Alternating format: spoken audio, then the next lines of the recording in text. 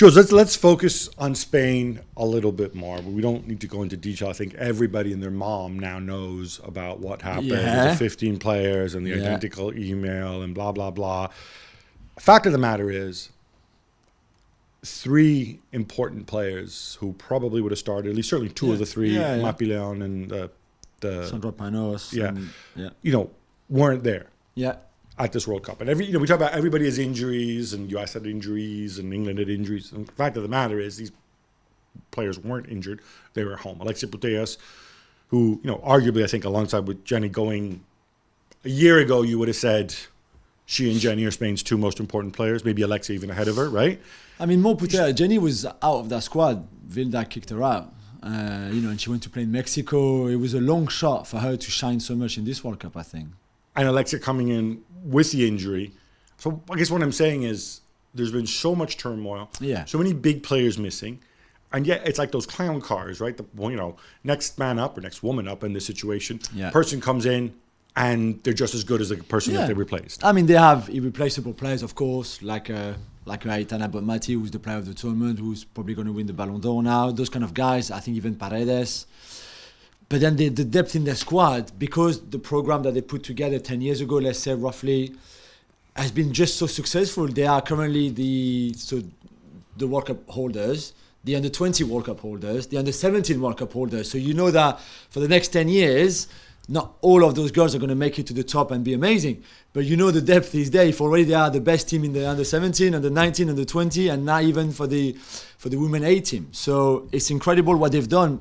Let's not forget, the culture of women's football in England, like in the US, for example, or even like Japan, is or in Germany, far bigger than the one they have in Spain. Real Madrid didn't have a club until really recently. And they bought another club to create theirs. So we can't even compare women's football in England, which has years and years of being there. I'm not saying they've always been successful and great, but they've been there for a long time compared to Spain. I feel like they've also had a lot more money going into it as well, because, women's, when we talk about the role that Premier League clubs have played in developing the women's game here, is they lose money on the women's team, but they say we don't lose it. It's a marketing expense for us, right? And so you get these women that come in, they have access to all these facilities and whatever else, they can do it at a high level. In Spain, obviously, Barcelona, the exception in this. Real Madrid, as you said, coming along later. Atletis has a good tradition. But again, you just don't have the volume of teams, playing or offering high-level facilities, going out there. I think this shows what can happen very, very quickly. I've long made the point that women's football is a rich country's game. And certainly at the last World Cup it was. But we can also see how quickly it can change. I think we've seen that throughout this tournament.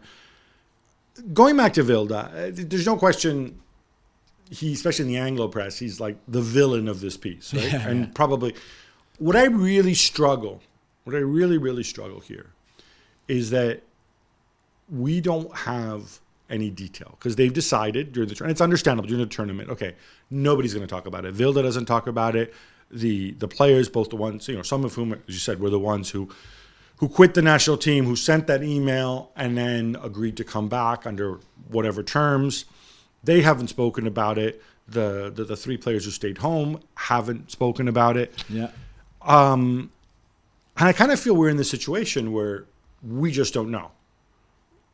All we have is this initial information without any detail or any examples, where these women ask for the removal of their national team coach, citing mental health, psychological. But there are no examples. No examples even leak out into the media, except for that thing about the bed checks, which, in and of itself, I'm not saying these are adults, so it shouldn't be happening, but we also haven't heard the response from the federation saying it's true, saying it's not true. No, we don't know, right?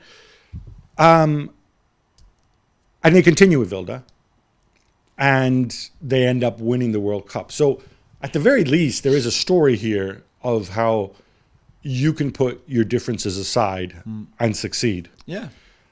I wonder, though, going forward, there has to be some closure here. The ugliness about Vilda, or part of it, is Vilda's father is in charge of the women's game overall in Spain. Rubiales, the head of the Spanish FA, who former union man, he said, look, in turning down their request when they all kind of quit the national team, he said, you don't get to choose the coach. Right? Yeah, he's also best friend with the Vilda family. And he's close to the Vilda family, which might also explain why Vilda Sr. has that role at the Spanish FA. Do we need closure, or will there just... one day people are going to talk, and we're going to talk about what happened, right? I just don't know how long it's sustainable. So could they go and win the Olympics next summer in Paris? Maybe they can.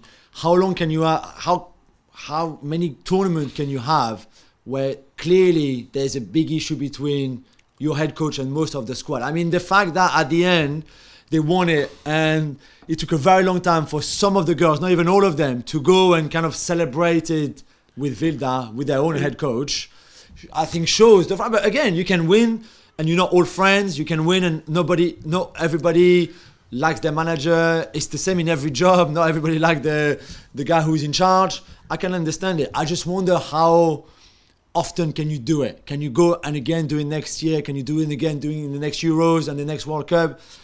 I'm not so sure, but credit to him and them. He said after the final it was worth all that suffering because we won it. I just don't know. I think in all these things you have to have some closure. And I think if Vilda's not willing to talk, if the women aren't willing to talk, the best thing would be, at this stage, you've won the World Cup. I know the Olympics are coming up, whatever. Walk away. Right? If you're Vilda, walk away. There are other jobs in football now. Yeah, this would be the time to do it because, but let's not forget. I've never seen anything like this. Or again, other than the bed check story, which, by the way, for those who don't know, the bed check story was essentially, supposedly, he asked the players, don't lock the door to your room until bedtime. Yeah. So that now, which is weird. Which is definitely weird, if true. I can tell you right now that, if our boss at ESPN said, Gab, Jules, when you guys are at the World Cup, don't lock your door until bedtime, I'd be like, okay, fine, yeah. And then I'd have somebody go and break his kneecaps, right? So, I don't get that. But you have to move on from this somehow, or you have to find out what happened. I think the best way at this stage, if nobody's going to talk, I think for me, would be Vilda moving on. I think so too. I think you've reached the top now. Maybe he thinks there's more he can achieve from that team, with that team, and go again. I think again he will put himself under a lot of pressure because despite winning the World Cup, those issues will still be there. We will still talk about them going into the Olympics and everything. But I don't know him. I think one of the grief from the players was that he was not good enough and not competent enough, and a lot of the training sessions. I mean, let's not forget, before this World Cup, they had been terrible under him in big tournaments. Right. So I don't know if he's improved as a coach. I don't know, but nine out of the 11 starters are Barcelona players. They play like Barcelona.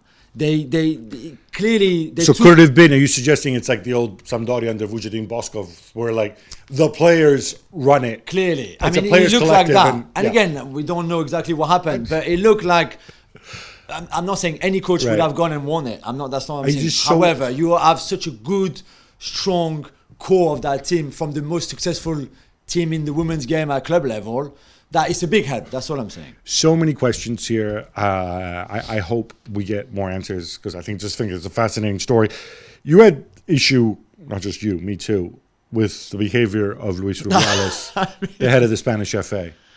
I mean, very controversial character. We've said many times before the kind of guy that he is. But for him to clearly force Jenny into a kiss as they were getting their medals, and grabbing her face and kissing her on the lips. You kiss on the lips.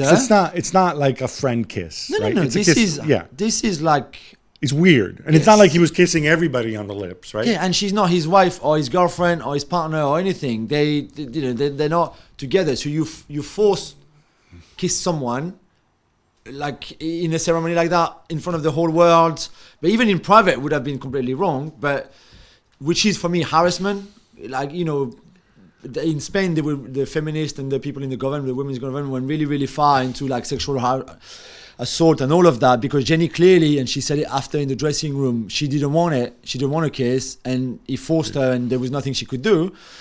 But then on the final whistle, he grabs his genitals to celebrate. I mean, I was like, come on. Yeah. The kiss was very uncomfortable. It really felt like, this isn't, was it Laurent Blanc and Fabien Barthez?